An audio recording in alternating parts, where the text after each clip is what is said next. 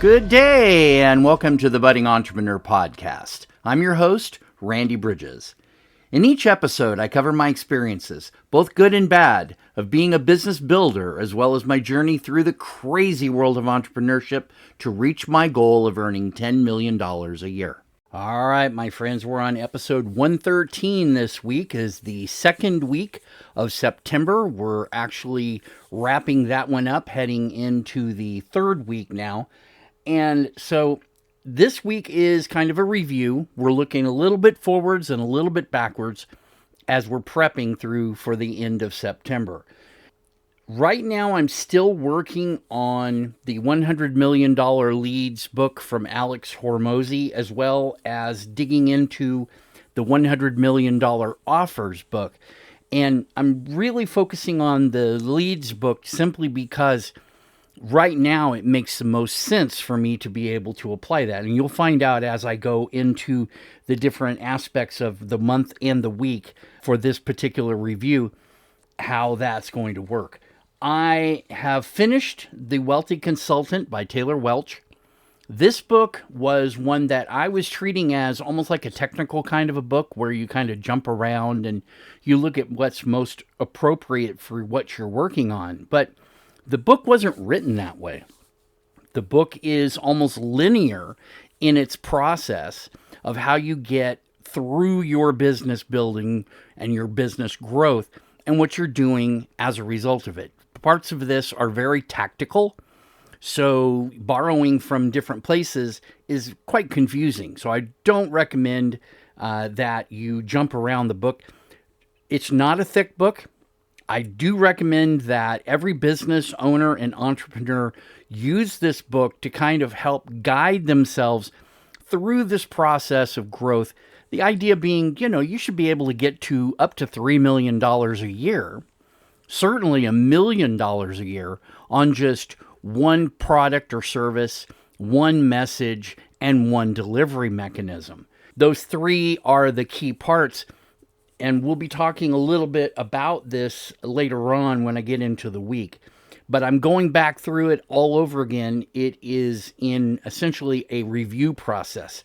So I'm working my way through it, and then I stop. I'm up working in Chapter 7, and we'll be talking about monetization models in a few minutes. Looking at this month, I'm building a client journey map. This is something that I have wanted to do for quite a while because operationally it's hard to really dig into all the pieces of your business until you actually understand how far that map is out that you're going to go. But taking it from my point of view isn't really the goal here. We want to take it from the client point of view. And that was something that I learned in another video that was being done by Taylor Welch and also the whole team, is that you want to look at this through your client's perspective. And that helps them to understand things like when you get to onboarding. Well, what things are people typically having as questions? What typical problems are they having? And then you want to make sure you introduce that into your onboarding process. Up front, the client journey is more about building a set of filters so that you're filtering out the less than ideal clients right off the bat, as prospects, I should say. And then you go through another filter and you get a smaller batch. And then the idea is you get down to about 3 prospect clients that you're ready to bring them into your equation. And you bring them in the order that they actually will provide you the most benefit. Then you go to the second one, and then you go to the third one. It's still possible that somebody may back out. And if you only chosen one, you've got a problem with that, right? You now have invested a bunch of upfront time that you can't really recover anything on. You do the same thing for hiring. You don't just pick one person, you pick 3, and you only bring into the position the one person who best matches with what that job requirement is and what they can bring to the table for your business. So we want to do the same thing from this perspective. Is we want to bring our clients in and bring them down into a filter to have like the top 3 of those clients, and you offer the first one and see what happens. Maybe something has changed in your filtering process and they're not ready to move on. This is one of the top things I'm working on for this month. I'm still working through my marketing KPIs, keeping track of how many posts I make, how many calls, how many texts, how many direct messages. And I'm doing certain things in different ways between, say, Facebook and Alignable. Alignable is more old school in the sense that people are actually trying to network, not trying to show how good I am. They're actually using it for a networking event. And then finally, models. And we'll be talking about this. This is that monetization models. Looking at what I need to provide as monetization models for my business, and then starting the process of building those, getting things out to the different people that need to be there. For this week, I'm wrapping in, if you see the actual whiteboard, it'll say week, and then there's an arrow to the left and an arrow to the right. What that is what have I been working on and what am I going to be working on during the rest of this week and into next week. Given that we do these podcasts on Thursday, it gives me a chance to really kind of prep for the following week. So I always want to be looking backward and forward, pulling information forward and pushing it out in front of me. One of the things that we discussed previously, doing lead magnets.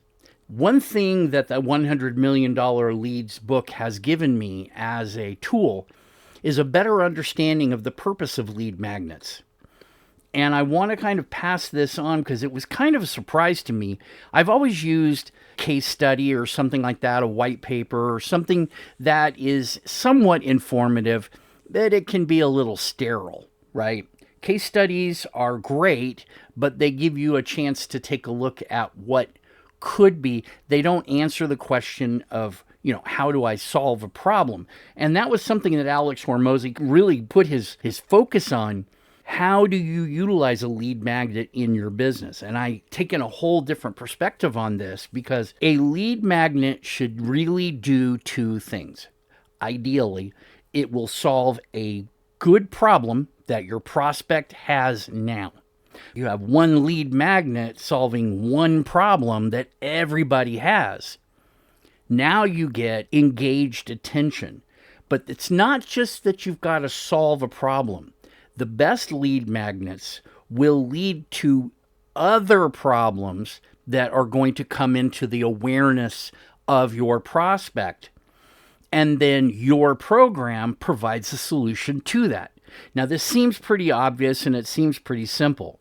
But until I actually read it the way that Alex Hormozi put it, I was like, oh, I've been missing the thing that leads to the bigger problem, and the solution is my program or my platform or my service, right? And so we'll talk about this in a few minutes when we get to monetization models, because your lead magnet, if it's doing its job, people are not passively engaged in your information. You're giving them something that they can use, something they can learn, and it has to be done in a way that they can consume it at any time. That's a big key element there, is they can consume it any time.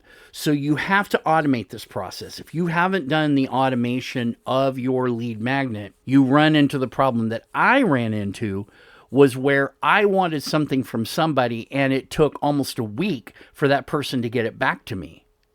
We're in the world of instant gratification, and I'm no different than anybody else. We've all been kind of brainwashed into doing that. We need it now. We need it today. And the problem is, right there, we're dealing with it. And the longer we have to deal with that problem, the more expensive it gets. So the engagement comes from not just having a need, but having a fast delivery mechanism that will allow whatever it is you're doing to attract this prospect. It will allow them to utilize it now. Because as Alex talks about and we all kind of have heard before. The idea here is that when you solve a problem, you become aware of other problems. Solving a problem is great, but it creates other problems. I'll give you a great example of that. I have a philosophy on money, and that's that it isn't a problem when you don't have money. Nobody can ask you for it. I mean, you don't have it, right? It's when you get money. That's when all of the hands come out from people going, oh, I just need a little bit of that. Oh, I just need a little bit of that. Oh, I just need a little bit of that. And you become susceptible. And so once you get money, you have to be sure you're responsible with it. One of the great things about money is that it does require responsibility, not just in how you get it, not just in how you save it or use it or focus it or give it away.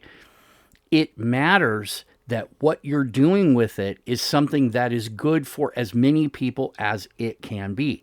And many times people will just get money and hoard it. They'll just put it in the bank account.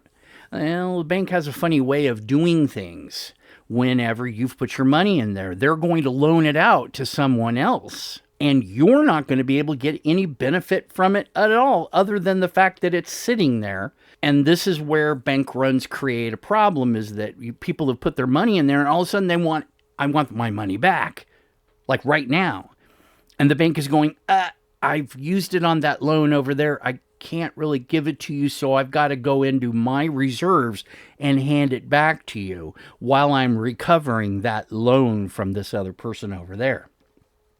So that's the thing about money, that is, you've got to try to make sure that anything you do with money is creating the greatest benefit, not just for yourself, but for everyone around you. That's the real idea of being in business, is you're generating benefit to a customer or a client.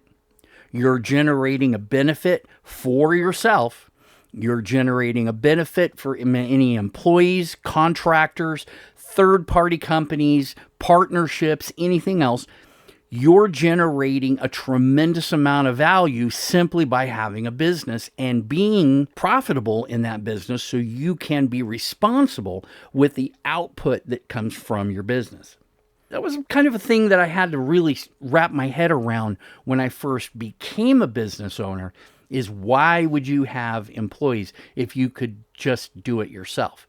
Well, we all kind of run out of time. We've talked about that with buy back your time.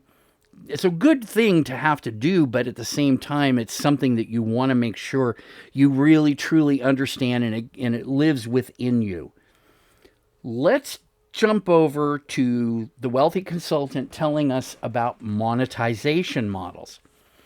There are 4 basic monetization models. We need 3 of these in order to grow our business successfully. Okay. Number 1 is products. Number 2, services. Number 3, programs. And number 4, partnerships. Products and services are the cheapest, but programs and partnerships provide the greatest amount of profit. So if you're looking at this, you might want to, if you're starting early, you might want to just start with products and services. If you're a bit more mature, you might want to build programs that encourage the purchase of products and services as a result. Then when you get really well off, now you start being able to partner with other people so that your programs get money from their customers, clients, and vice versa. Their products, their company gets products and services through your clientele, and your partnership is now going back and forth. If you've ever heard something along the lines of, this program is sponsored by XYZ, you're listening or seeing a partnership in action. You might also hear this called affiliates. Very common. I have a lot of people that I have links for their affiliate programs that when I'm using a resource, I don't just tell people to go out and buy it on Amazon. I suggest they use my link to go through, and then if I get a small kickback, it's fine. It's not really that big of a deal. because I'm going to make my money off of the product or service as a result of them reading that book, of doing the things that are in that book. This is similar to how schools do things with a bookstore on campus. You don't have to worry about it. You don't really care where they get the books from. They're providing a certain service. They're taking a part of that, and then they're able to monetize that by funding from the actual school itself. So it becomes a typical partnership delivery mechanism for you as a student to be able to get all your books. Now, again, in monetization models, we really need 3 to be successful. Can you do all 4? Sure. Can you do 1? Well, that was the focus of LaunchKit when I was going through it, is developing 1 program or service and then building on that, growing that. And some of the other programs that were in the Wealthy Consultant, Modern Day Consultant, I haven't gotten to. I'm not prepared for it yet, but the emphasis on the word yet there. But they work to get all 3 in place. As you grow your business, start growing it, you want to pick the one thing you can deliver most easily and make that your monetization model that you work from.